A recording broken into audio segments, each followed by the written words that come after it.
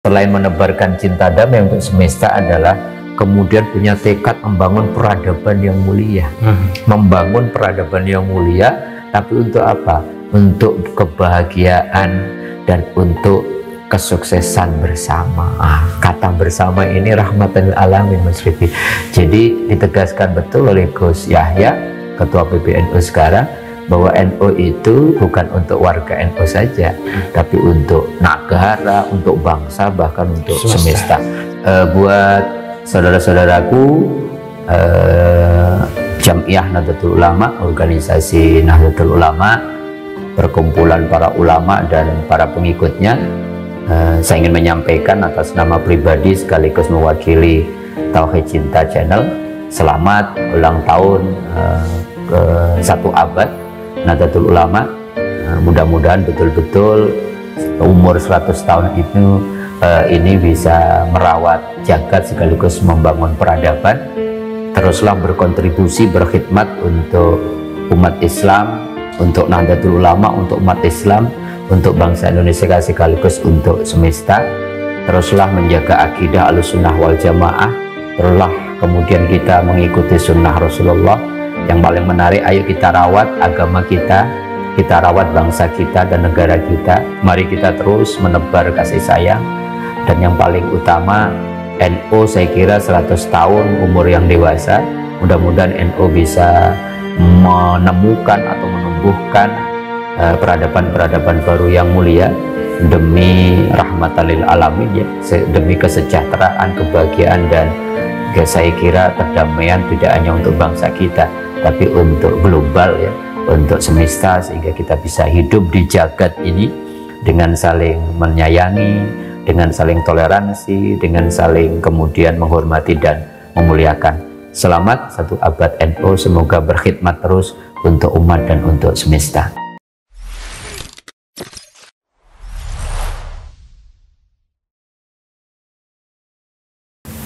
Assalamualaikum warahmatullahi wabarakatuh. Kita berjumpa kembali di channel Tauhid Cinta. Kali ini kita akan membahas mengenai 1 abad NU atau Nahdlatul Ulama. NU adalah salah satu organisasi Islam terbesar di Indonesia. NU juga salah satu tonggak dari NKRI atau Negara Kesatuan Republik Indonesia. Dalam perayaan 1 abad ini, NU mengangkat tema merawat jagat membangun peradaban. Ini tema yang sangat penting, ya, karena membangun peradaban tak akan bisa dilakukan tanpa merawat jagat, maksud saya. Nah, apa makna dibalik tema itu? Dan apa sebenarnya kontribusi NU bagi Islam juga bagi Indonesia? Dan apa yang membedakan NU dengan organisasi Islam lainnya? Kita akan bahas ini dengan Ustadz Mukhlisin Aziz. Beliau adalah dosen di Institut Ilmu Al-Quran atau IIKI dan juga pembina di channel Tauhid Cinta ini. Assalamualaikum Ustadz. Assalamualaikum warahmatullahi wabarakatuh. Sehat Ustadz ya? Alhamdulillah, Mas. Alhamdulillah. Wah, pecinya peci NU nih Pak Ustadz. Spesial untuk 1 abad Nahdlatul Ulama. Nah, ini kan tema yang menarik, ya. Dan sudah ada marsnya keluar, ya. Saya lihat 12 hari lalu itu. Nah, itu dikarang oleh Gus Mus atau Kiai Haji Mustafa Bisri dan diaransemen oleh Topati, ya. Nah, liriknya cukup menarik, ya Pak Ustadz, ya. Ya, bahwa merawat jagat dan membangun peradaban itu apa maknanya sih Pak Ustadz? Ya, menarik, ya Mas Rifki. Tidak terasa tahun ini momen spesial, ya, buat teman-teman Nahdlatul Ulama memasuki 1 abad 100 tahun, waktu yang tidak sedikit, ya. Oleh karenanya tema tahun ini 1 abad ini menarik, merawat jagat membangun peradaban, ya. Jagat itu kan semesta, ya. Itulah yang kenapa kalau NU itu lambangnya bola dunia, gitu, ya. Ya, artinya bahwa tanpa jagat atau dunia yang kondusif, ya peradaban nggak akan pernah bisa tumbuh, gitu. Artinya apa? Artinya kalau jagat semesta kita rusak, sesungguhnya peradaban juga rusak. Maka concern rahmatan lil alamin itu kan menarik sesungguhnya. Itu kan kira-kira Gus Mus, ya, kalau tidak salah ya, yang menulis itu kira-kira menerjemahkan secara bebas rahmatan lil alamin kan itu.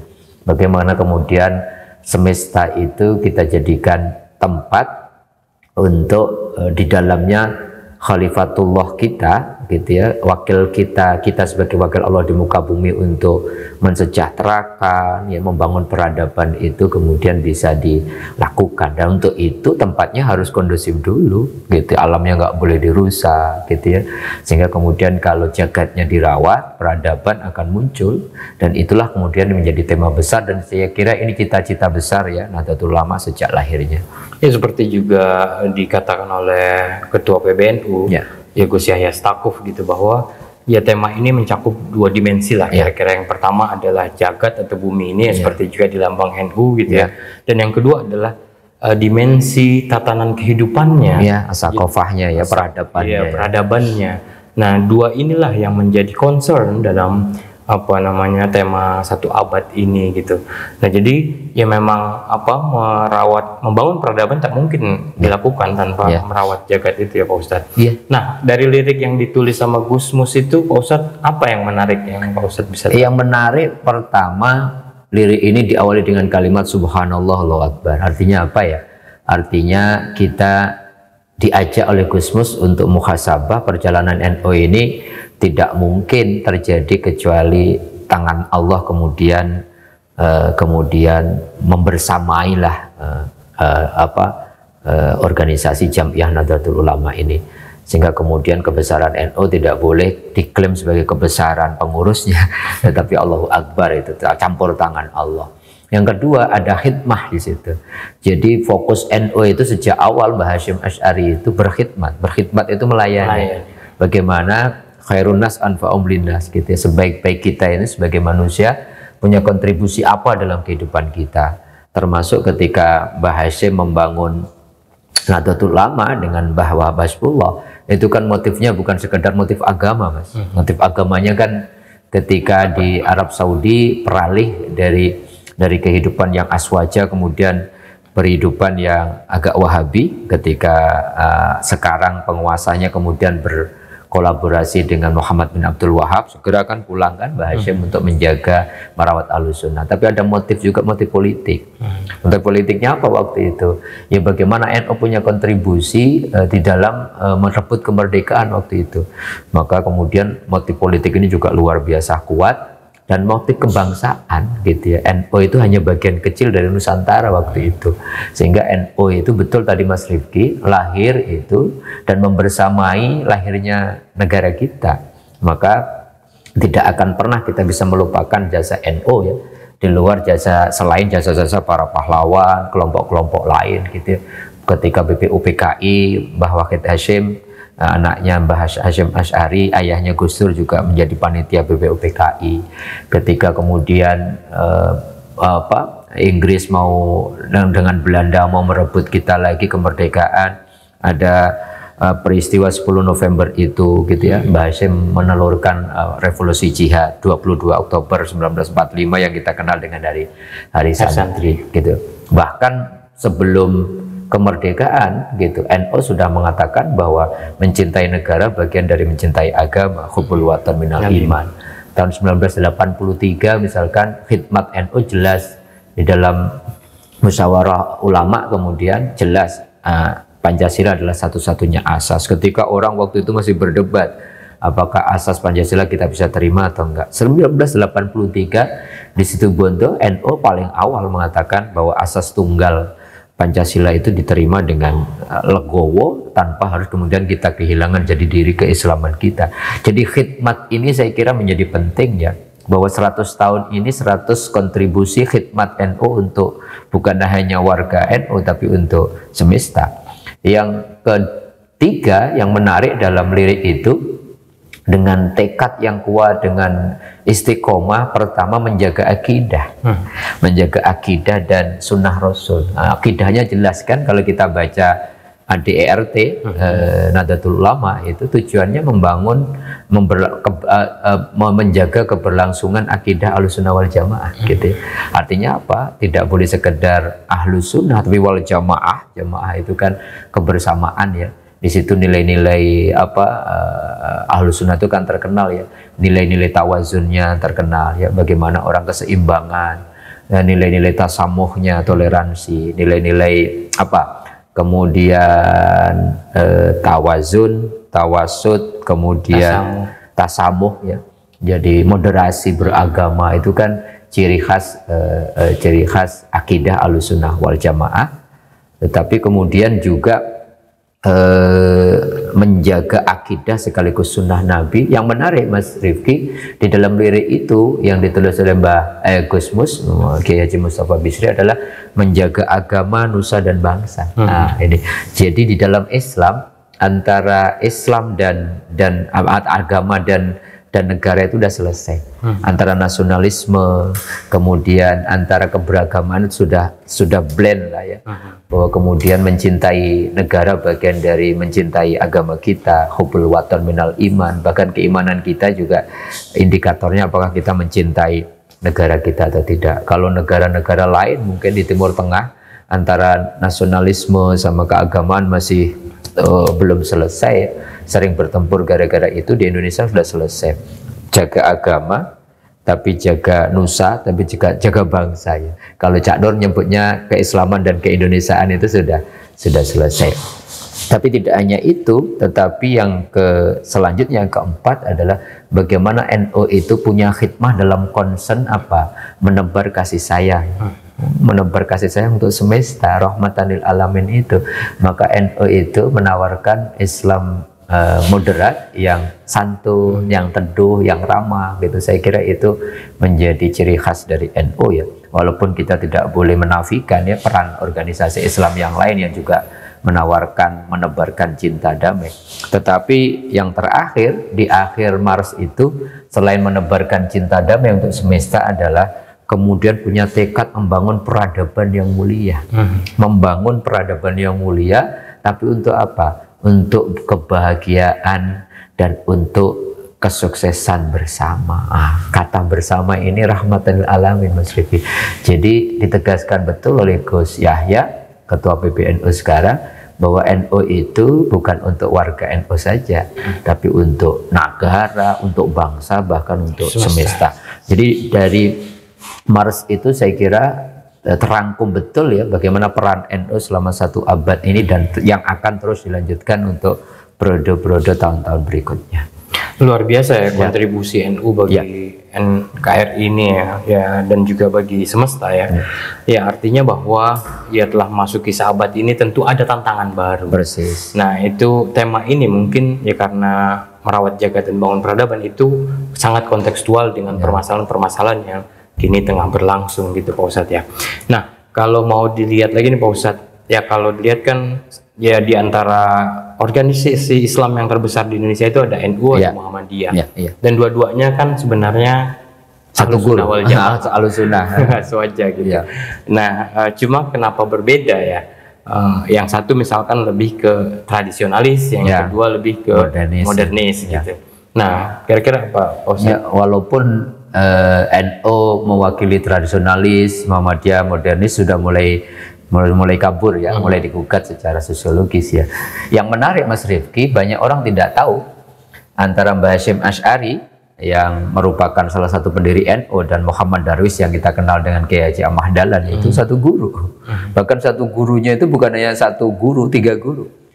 Ketika kenalan pertama kali di Kiai Khalil Bangkalan itu satu guru.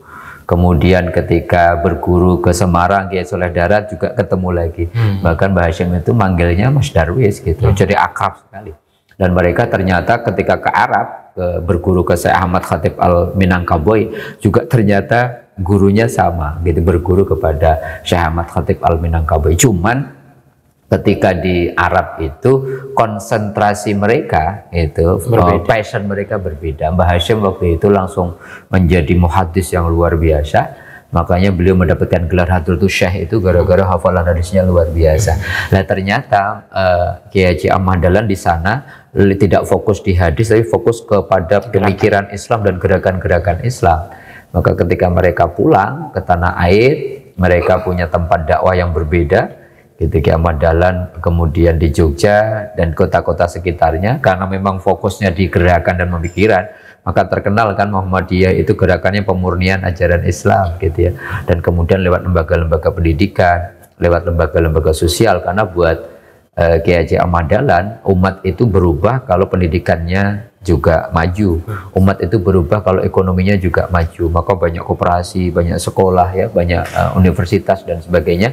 Bahkan umat itu akan berubah gitu gerakannya kalau umatnya sehat. Maka di mana-mana itu rumah sakit Muhammadiyah banyak, kampus Muhammadiyah banyak, sekolahnya banyak, lembaga sosialnya banyak. Sementara Mbah Hashim itu kemudian pulang lagi ke Jombang, mendirikan pesantren dan merawat kira-kira lah kalangan pedesaan, sehingga kemudian terkenal dengan tradisionalis itu, menjaga merawat umat yang di grassroots dan kemudian lebih adaptif ya, sehingga kemudian nggak mungkin diajak dialog, diajak oh ini halal ini haram dimurnikan, jadi lebih adaptif, jadi tradisi-tradisi lokal masih bisa diserap ya, sehingga kemudian tetapi nilai-nilai keislaman tidak dikorbankan, sehingga kemudian hari ini kalau kita lihat itu, oh pantas ya kenapa NU fokusnya di pesantren-pesantren. Nah, pesantren itu rata-rata dulu di kampung-kampung gitu ya, nggak ada pesantren di kota dulu gitu, semua di kampung-kampung. Dan kemudian Kiai Haji Ahmad Dahlan fokusnya di kota-kota, dan cara dakwahnya berbeda-beda karena memang passionnya berbeda. Tetapi saya kira ini kaifiah saja ya, tata cara saja, sama-sama ingin menjadikan umat Islam menjadi lebih baik gitu, Islam menjadi lebih mulia. Dan keduanya adalah tonggak betul ya yang menjaga NKRI ini. Dua-duanya tidak bisa dilepaskan Mas Rifki dari perjalanan sejarah kita ya. Muhammadiyah lebih awal kan, November 1912, NU kemudian 24 tahun kemudian ya, 1926, yang kemudian hari ini kita 100 tahun ya, satu abad NU. Itu dilihatnya, kita mikir dulu, oh iya kenapa tahun 2023 ya, padahal NU itu kan lahir 26 Januari 1926. Oh ternyata itu ngikut kalender Hijriah Mas Rifki. Jadi NU itu kalender Hijriahnya lahir 16 Rajab 1344. Nah sekarang pas gitu 1444. Jadi betul-betul ini satu abad nih, momentum yang luar biasa. Terakhir Pak Ustadz, apa harapan Pak Ustadz terhadap NU ini? Dan ya kita tahu kan bahwa ini adalah sahabat gitu ya, mungkin Pak Ustadz ingin mengucapkan tahniah atau apa gitu, silahkan Pak. Ya terima kasih buat saudara-saudaraku Jam'iyah Nahdlatul Ulama, organisasi Nahdlatul Ulama, perkumpulan para ulama dan para pengikutnya. Saya ingin menyampaikan atas nama pribadi sekaligus mewakili Tauhid Cinta Channel, selamat ulang tahun ke 1 abad Nahdlatul Ulama. Mudah-mudahan betul-betul umur 100 tahun itu ini bisa merawat jagat sekaligus membangun peradaban. Teruslah berkontribusi, berkhidmat untuk umat Islam, untuk Nahdlatul Ulama, untuk umat Islam, untuk bangsa Indonesia sekaligus untuk semesta. Teruslah menjaga akidah Ahlussunnah wal Jamaah. Teruslah kemudian kita mengikuti sunnah Rasulullah. Yang paling menarik, ayo kita rawat agama kita rawat bangsa kita dan negara kita. Mari kita terus menebar kasih sayang. Dan yang paling utama, NU saya kira 100 tahun umur yang dewasa. Mudah-mudahan NU bisa menemukan atau menumbuhkan peradaban-peradaban baru yang mulia demi rahmatan lil alamin ya, demi kesejahteraan, kebahagiaan, dan saya kira perdamaian tidak hanya untuk bangsa kita tapi untuk global ya, untuk semesta, sehingga kita bisa hidup di jagat ini dengan saling menyayangi, dengan saling toleransi, dengan saling kemudian menghormati dan memuliakan. Selamat 1 abad NU, semoga berkhidmat terus untuk umat dan untuk semesta. Oke, terima kasih Ustadz. Ya, sekali lagi kami ingin mengucapkan mabruk alfa mabruk untuk NU, terus dan tetap berkontribusi untuk umat, untuk bangsa, dan juga untuk semesta. Terima kasih atas partisipasinya, mohon maaf atas segala kekurangan. Wallahul muwaffiq ila aqwamit thoriq. Wassalamualaikum warahmatullahi wabarakatuh.